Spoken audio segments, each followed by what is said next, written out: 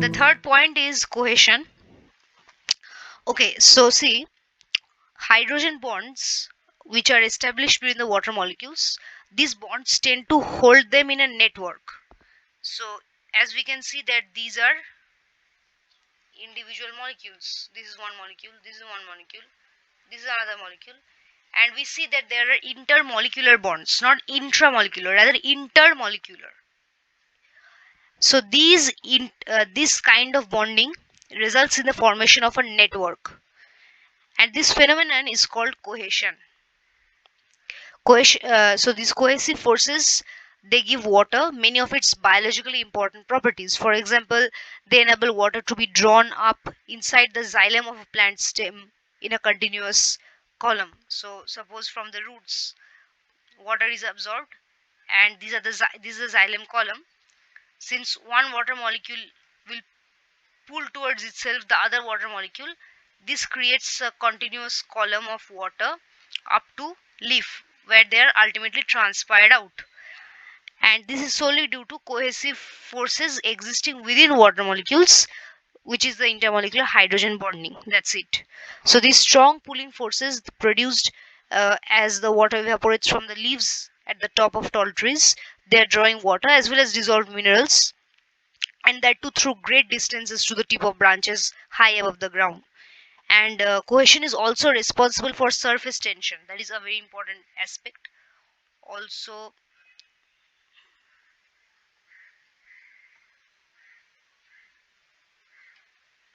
responsible for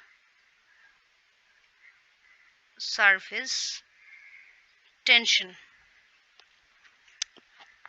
And this is another phenomenon altogether. Like if you take a glass of water and it is filled up to its brim, again add a little bit water more, and we see that water has taken a bulge. So this thing that is made, that means it should have overflown up after this, but it holds towards itself. So this is on account of surface tension, that the water, if this is the glass of water and this is the limit of the glass, still a little bit it rises, it tends to pull itself towards itself, into itself. Okay, so these enables the small organisms to walk on water and contributes to the thermal property also. We will see how. So water has unusual thermal properties. A large amount of heat is needed to break the many weak hydrogen bonds between the water molecule. So in order to increase 1 degree Celsius temperature for a unit mass of water, a lot of heat is required. The amount of heat is huge. Unlike sand, which heats up quickly, also cools down quickly, but in case of water, this heating up or cooling down process is very slow. It does not reflect that much amount of increase in temperature, and that is why in cold weather we see that or rather during the day we see that the water is cool, and during night we see that the water is not, and that is due to the slow process, the duration which it takes to you know ultimately complete the cooling down or heating up process. So this gives it a very high specific heat capacity. Okay, so water has high specific heat capacity. I hope you have already studied this in physics and chemistry separately, but in order to correlate with our next classes or with our next lessons, we must keep in mind these few basic points about water. And also this helps water to maintain a stable temperature, because we know water is a universal solvent and it is involved in every biochemical reaction. We've already studied that approximately 80% of water is constituent of most human cells. So so this high specific heat capacity helps it maintain a stable temperature.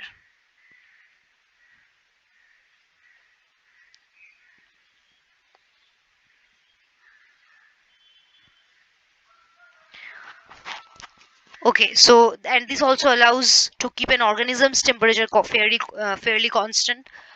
Within the body, also water can act as a temperature regulator. For example, blood carries heat from warmer parts of the body, such as the liver, to cooler parts of the body, such as the feet.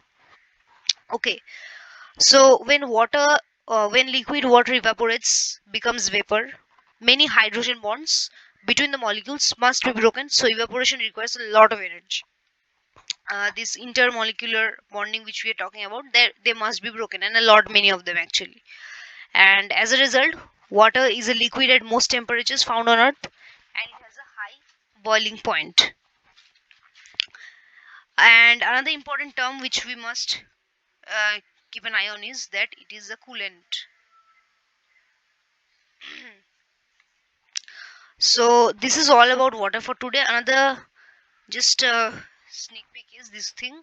So today we have learned all these things. Simplest and common substance on the earth, however it holds a plenty of secrets which we have studied a little bit today.